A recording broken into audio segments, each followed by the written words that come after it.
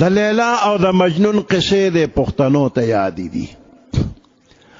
دا لیلا چې ده نو دا یو تکه توره جینۍ وه، په عربۍ کې لیلتون توره شپه، دا د تورې شپې په شانتې توره جینۍ وه. او مجنون شهزاده د قیس نومې دی. په دې مازیګر کې دا جینکۍ دیهاتو ته ځي او د ارټ نه منګي ډکوي یا د سیند او د نهر نه منګي ډکوي. نو لیلا سره د نورو جینکو ارټ له تلې وه، منګي یې ډکو. هلته مجنون ولاړو. نو لیلا مجنون ته وی قیسه ارټ اوچورله وه، منګي ډکو. جوړغه ارټ ته ورمخکې شو، ارټ یې تاوو اوبه یې رېستې.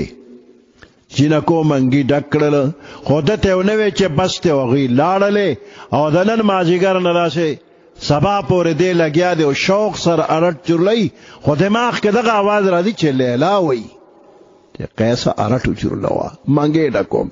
دا خبره دماغ کې بار بار راځي او د شوق سره لګیا دی ارټ چورلی.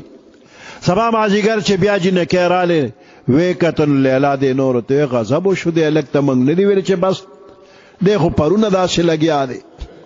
زر منګي ډک کړی چې ورته چې بس دی. چې منګي ډک شو نو لیلا آواز ورکوي قیسه بس دی، منګي ډک شو، بس کا. نو دی ورته ها ها ایله بیله یو چک دوم ارټ ته وکړه، دا وایي چې بس دی. روغ شواروز یې ارټ چورلولی دی، ستړی کېږي نه، دا د عشق اثر دی. نو که د ابلیس کې عشق وي نو په دې یوه سجده به ملا ماته شوې نه وه، خو عشق پکې نو د آدم علیه السلام ته سجده ونه کړله. نو چې علم پکې وي او محبت پکې نه نو دکې تکبر راغی. او که چا کې عشق او محبت شته خو علم پکې نشته نو دا سبب د گمراهۍ دی. نو پښتانه وایي چې بې علم شیخي کا نو دا کفر بس دی. یو پیر صاحب په یو ځنګل کې خپله پیرخانه او خانقاه جوړه کړله. خلک به د لرې لرې ځای نه راتلل، وظیفې له او دعا له، ذکر فکر له به راتلل. یو ناشنا سړی راغی، هغه چې ګیر چاپېره حالاتو ته وکته چې دا خو ځنګل دی او زمري او شرمخان دي پکې. نو د پیر صاحب د مورید ته وایي چې فلانی ستا د پیر صاحب په دې ځنګل کې پیرخانه جوړه کړه، دې کې خو زمري او شرمخان دي، نو ستا دا پیر د زمرو نه یریږي نه؟ هغه ورته زمړی زما پیر د خدای نه یریږي نه، بل زمري نه څو یریږي. نو د خپل پیر محبت ډېر خشی دی، خو دې بې عقله کې دونه عقل نشته چې وایي زما پیر د خدای نه یریږي نو د زمري نه به څو یریږي. نو چې بې علم شیخي کا دا کفر بس. میدان عرفات کې چې بندیانو د الله سره خبرې وشولې او په دې بندیانو کې عشق او محبت پیدا شو، نو دغه بندیانو کې هندو هم ولاړو او د هندون د الله سره خبرې وشو. هندو الله ته وی چې بلا انت ربنا، نو په دې هندو کې هم د الله عشق او محبت پیدا شو. دغه عشق او د محبت د وجې نه هندو ټول عمر د الله عبادت کوي. د سیند په غاړه د رمسال جوړ کړی وي او شپه کې په سیند کې ولامبي او د رمسال کې عبادت کوي. نو ټول عمر هندو د الله عبادت کوي، خو د دې عبادت باوجود پښتون وایي هندو ستړی خدای ناراض.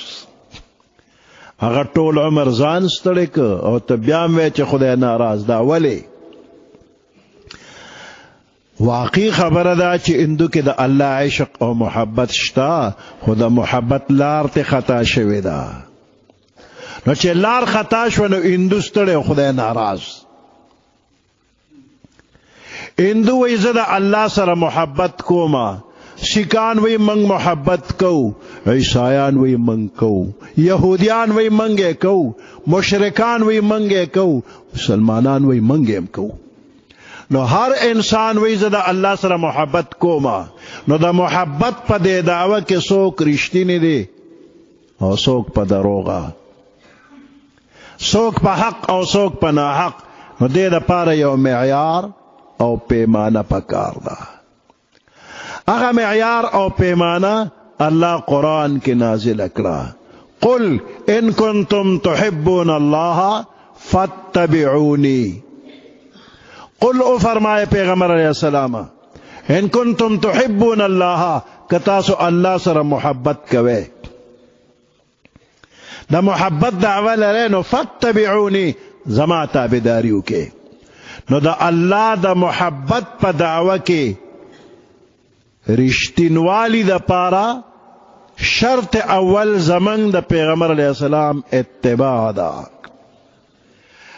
نو چتر پیغمبر علیہ السلام اتباعو کے تابداریو کے نو یحببکم اللہ، اللہ بستاسو سر محبت اکی. او که پخوا نپوی دی گناہ دا نشوی ویغفر لکم ذنوبکم، اللہ بدتا گناہو نماف کی، واللہ غفور الرحیم.